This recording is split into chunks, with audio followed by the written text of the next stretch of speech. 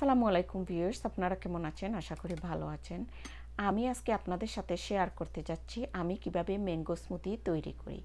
Mango smoothie তৈরি করতে mango, milk, yogurt আর sugar লাগবে। আমি এখানে 2টা ম্যাঙ্গো টুকরো টুকরো করে কেটে নিয়েছি। আমি আধা কাপ পরিমাণ ইয়োগার্ট দিয়ে দিলাম।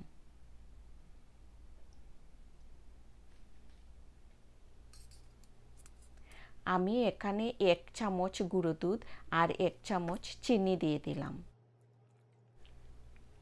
আমি 2 গ্লাস স্মুদির পরিমাণে দুধ দিয়ে দিলাম। আমি এখন ব্লেন্ড করে নিচ্ছি। এই তো হয়ে গেল ম্যাঙ্গো স্মুদি। আপনাদের যদি ভালো লাগে আপনারা ট্রাই করবেন, আমাকে কমেন্ট করে জানাবেন। আর ধন্যবাদ সবাইকে।